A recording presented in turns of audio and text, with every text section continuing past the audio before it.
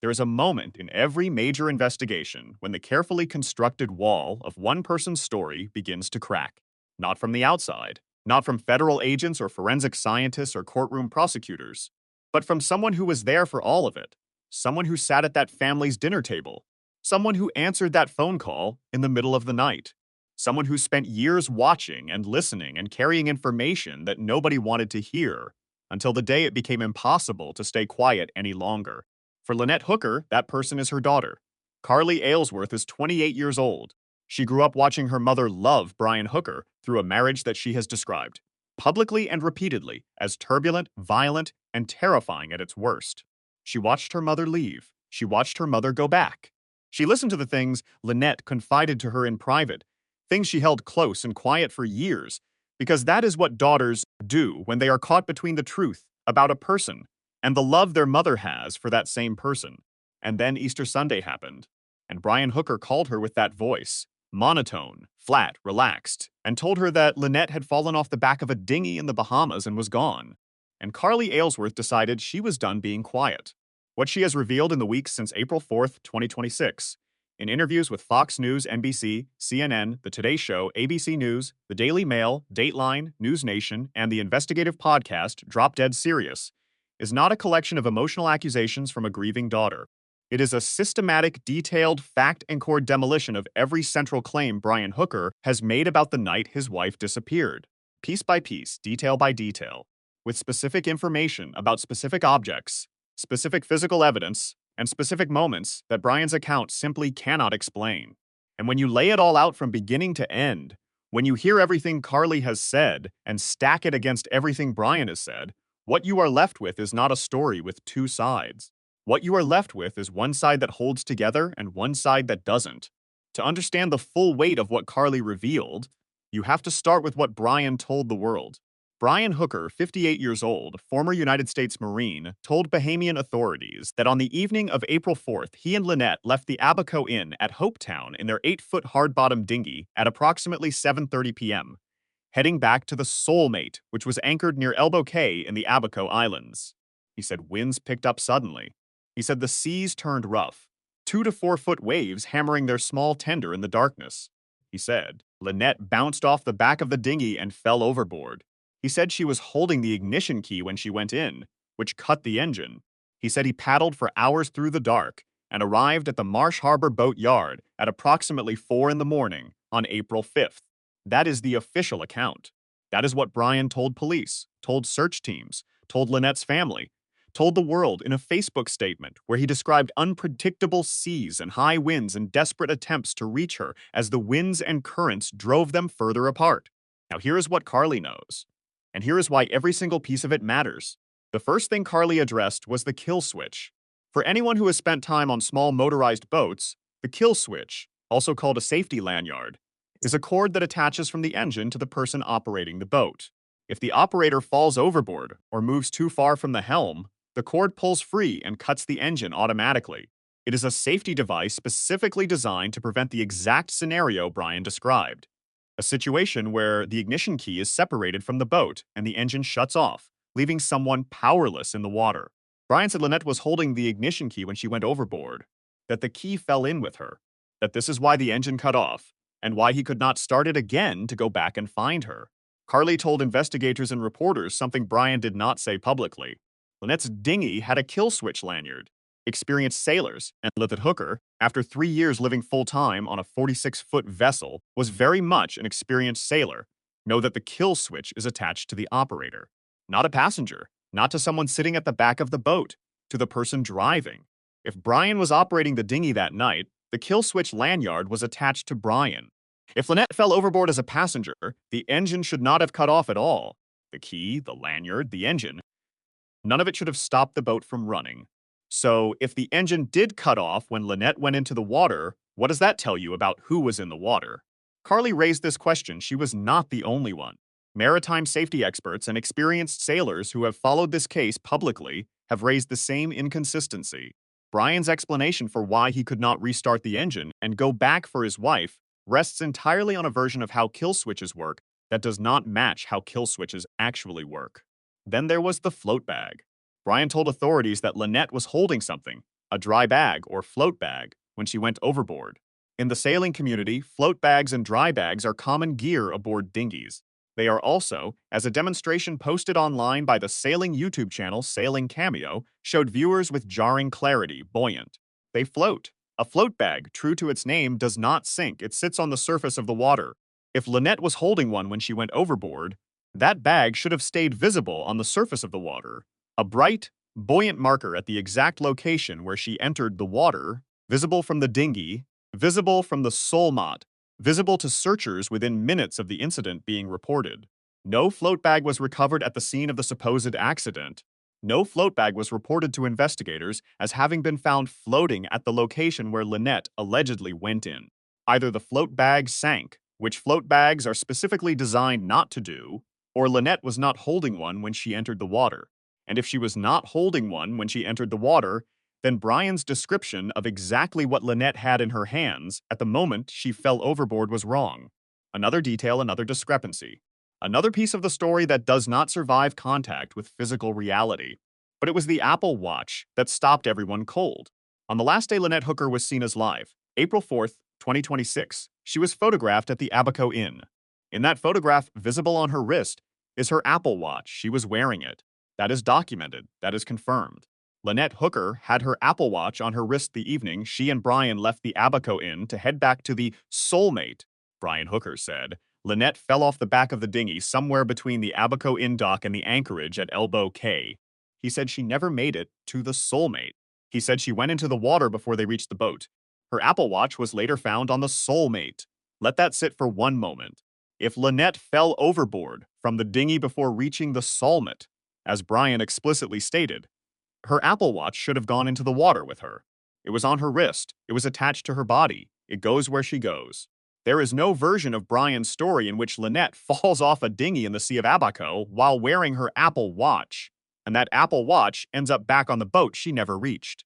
Investigative journalist Ashley Banfield, who has been working primary sources on this case since the beginning through her Drop Dead Serious podcast, said it plainly. If Lynette bounced off the back of the dinghy, she never made it to the Soulmate. So how would her watch be on there? There is only one answer that fits the physical evidence. Lynette Hooker made it to the Salsamate. She was on that boat, and something happened on board that vessel, not in a dinghy, not in the Sea of Abaco, not in 2 to 4 foot waves, but on the Soulmates itself, while it was anchored in the calm waters at Aunt Pat's Bay. Carly Aylesworth told the Daily Mail exactly this. She said she believes her mother was on the Soulmate when something happened to her. She described security footage from the area that she said showed a bright flash of light on or around the anchored Soulmate just 17 minutes after the pair left the Abaco Inn at approximately 7:30 p.m. Not at 9:30, not hours later, 17 minutes. Meaning that if Brian's timeline is correct, if they left at 7:30 and the incidents happened at 7:30, there was activity on or around the Soulmate almost immediately after they departed the inn. And there was a second flash of light captured by that same footage around midnight, hours after Lynette was supposedly already overboard and drifting in open water, hours after Brian had already told the world she was gone. Carly also addressed something that investigators noted and that anyone familiar with the geography of Aunt Pat's Bay immediately recognized. The Soulmate was anchored approximately 300 to 600 feet from the nearest shoreline of Elbow Cay. The water in that area is famously shallow. So shallow that Carly herself stood in it when she retraced her mother's route. She said it to every reporter who asked. It was really shallow. You could almost walk from the Abaco Inn to the boat. And she said something else that knocked the wind out of every person watching. She said she couldn't understand how her mother, who was an experienced swimmer and sailor, in shallow water, close to the shore, on a calm night, in a familiar anchorage she had been living in for weeks, couldn't have swum or waded to safety. The answer, Carly told the Daily Mail, is that she doesn't think the accident happened in the dinghy at all. She thinks her mother made it to the boat. She thinks something happened there. And she thinks what is currently sitting in federal custody at Coast Guard Station, Fort Pearson, Florida, knows exactly what that something was. And then there was the detail that Carly revealed in her interview with the investigative outlet Criminally Obsessed. The detail about Lynette's habits and state of mind in the weeks before she vanished. Carly described her mother as someone who was experienced, careful, and deeply attuned to the rhythms of sailing life. 3 years living aboard a vessel full-time does not leave a person careless around water.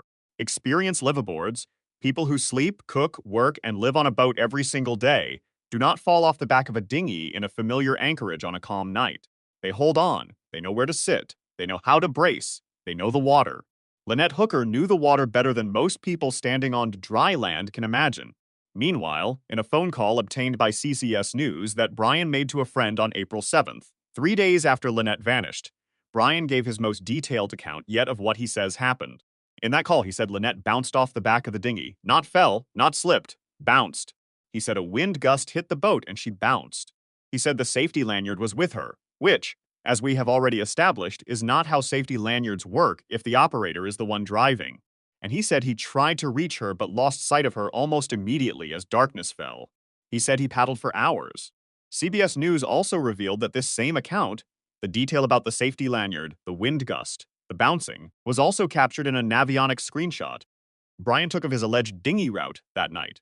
A screenshot he took himself of the route he claims to have paddled on an app on his phone.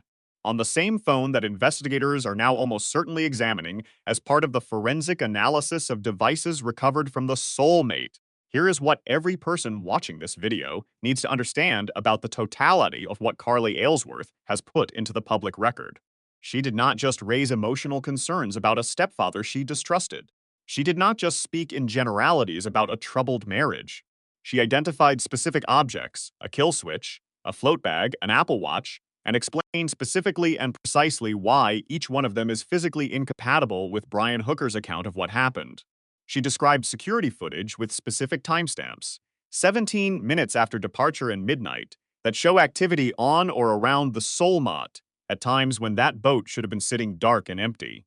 She said aloud, on camera to a major news outlet, that she believes her mother was on the Soulmate when something happened to her.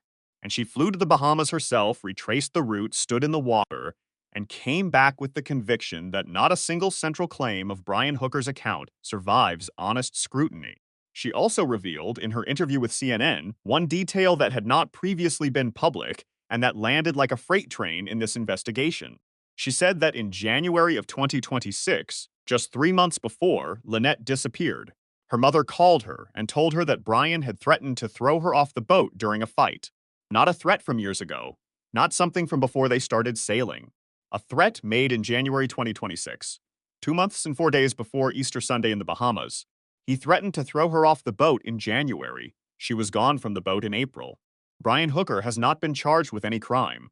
His attorney, Terrell Butler, stated from the very beginning and has continued to state that Brian categorically and unequivocally denies any wrongdoing, denies all allegations made by Carly Aylesworth, and is cooperating fully with investigators. The presumption of innocence is a cornerstone of the American justice system, and it belongs to Brian Hooker, as it belongs to every person in this country until a court of law says otherwise. But here is the position investigators are now in. The Soulmate is in federal custody at Fort Pierce, Florida. It is wrapped in crime scene tape and is being examined by CGS special agents who are looking for blood, biological material, electronic data, navigation history, and any physical evidence that can tell them whether what happened on April 4th happened in a dinghy in the Sea of Abaco, or on a 46-foot sailboat that a photograph, a security camera, an Apple Watch, a float bag, and a kill switch lanyard all suggest Lynette Hooker actually reached that night. Brian left the Bahamas while cadaver dogs were searching for his wife on the beaches of Hopetown. He has not spoken publicly since the earliest days of the investigation. He has not, according to Lynette's mother, Darlene Hamlet, reached out to Lynette's family in weeks. And Carly Aylesworth, 28 years old, alone in a foreign country, standing in the shallow water of Aunt Pat's Bay, staring at the boat where her mother spent the last 3 years of her life, is still talking, still pushing, still refusing to let the story be buried alongside whatever Brian Hooker hoped would stay hidden in those calm, shallow, glass-like waters. She said something to a reporter shortly after returning from the Bahamas that we think deserves to close this video. She said she hoped it was a freak accident. She said she genuinely, desperately hoped that was all it was. And then she said this, I feel like this was probably pre-planned, if anything. It doesn't seem like just some accident. The Apple Watch says she made it to the boat. The kill switch says the story doesn't work. The float bag says the story doesn't work. The security footage says the story doesn't work. The January threat says this had been coming for a long time. And the Solmont now, in the hands of federal investigators who have every reason to believe it is a crime scene, is about to say a great deal more. Justice for Lynette. If you have any information about the disappearance of Lynette Hooker or were present near Aunt Pat's Bay in the Abaco Islands on or around April 4th, 2026, please contact the Coast Guard Investigative Service. Every detail matters. Subscribe to Criminal Minds XCM for new cases every single week.